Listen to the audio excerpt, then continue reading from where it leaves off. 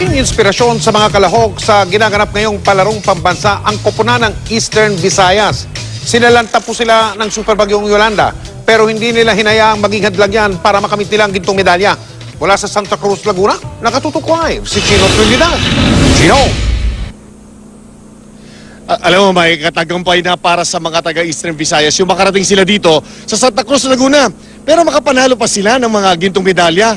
Aba, daig pa ang bonus ang mga nakuha ng ating mga magigiting na kapatid mula sa Eastern Visayas. Naitala ng koponan ng Eastern Visayas sa kanilang pinakamalaking tagumpay sa nagaganap na palarong pambansa. Kinuha nila ang gintong medalya sa 4x400 women's relay. Sa halip na pighati ang kanilang ipakita dahil sinalanta ang kanilang bayan ng Super Bagyong si Yolanda.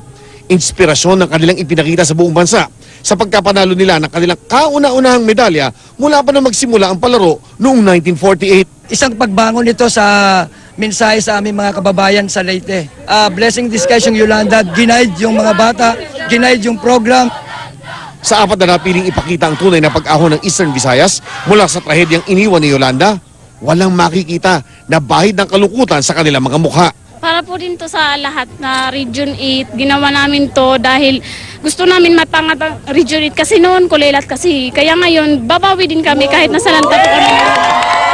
Unang-una po sa lahat, nagpapasalamat po ako kay God dahil binigyan po kami niya ng opportunity na makapag-training po. Paano niyo nagawa? Nasa gitna ng lahat ng devastation sa paligid nyo, yung mga ibang namatay na doon, nakakalat, nagawa nyo pa rin mag-training. Paano nyo nagawa yun?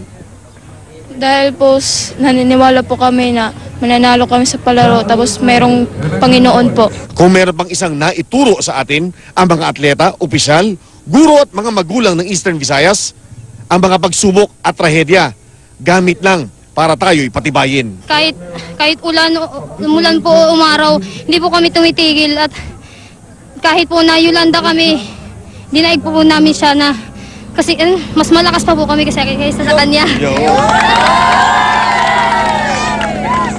Sabi ng ilang mga atleta ating nakausap, parang kasama daw nila yung 15 sa mga kakampi nila na dapat kasama nila sa Santa Cruz na naging bahagi ng trahedya o statistics doon sa dinaanan nitong si Yolanda noong nakaraang taon sa lugar po ng Eastern Visayas. Mike? Tindog, Eastern Visayas. Maraming salamat, Chino Trinidad.